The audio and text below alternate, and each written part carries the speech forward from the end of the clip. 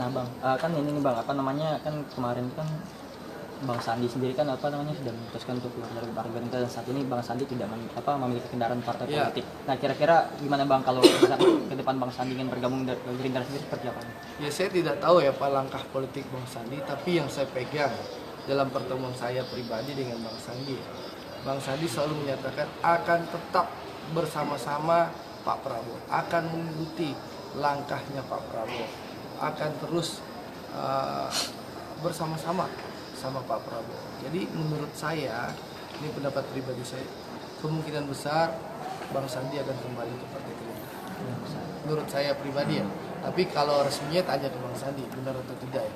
Kalau feeling saya Bang Sandi insya Allah akan kembali menjadi kader Partai Gerindra. Karena saya melihat beliau sangat menghormati Pak Prabowo, beliau komitmen akan bersama-sama dengan Pak Prabowo. Bahkan beliau menyampaikan saya sampai titik darah penghabisan akan selalu mendampingi Pak Prabowo Subianto. Bang Sandi sendiri bilang bahwa sampai saat ini belum ada ajakan dari Pak Prabowo. Dari Pak Prabowo apakah sudah pernah bicara gitu dengan kader? Abang pernah dengar soal mengajak Pak Sandi kembali ke Gerindra?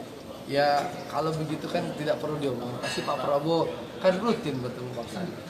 Pasti pada saatnya insya Allah Pak Prabowo akan bicara lah dengan Bang Sandi apa langkah Bang Sandi ke depan, dan juga Bang Sandi akan bicara dengan Pak Prabowo langkah beliau ke depan. Itu biarkan beliau berdua yang bicara. Tapi saya punya keyakinan ya, ini menurut feeling saya, tapi bisa benar bisa salah, tapi silakan konfirmasi ke Bang Sandi. Saya rasa insya Allah Bang Sandi akan kembali menjadi kader Partai Gerindra.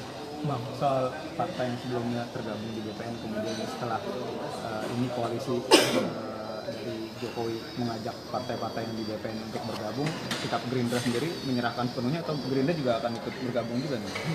Hari Jumat kami rapat tanggal 28 Juni ba'da salat asar, Pak Prabowo secara resmi sudah membubarkan koalisi, membubarkan BPN. Pak Prabowo mengucapkan terima kasih dan meminta maaf kepada koalisi.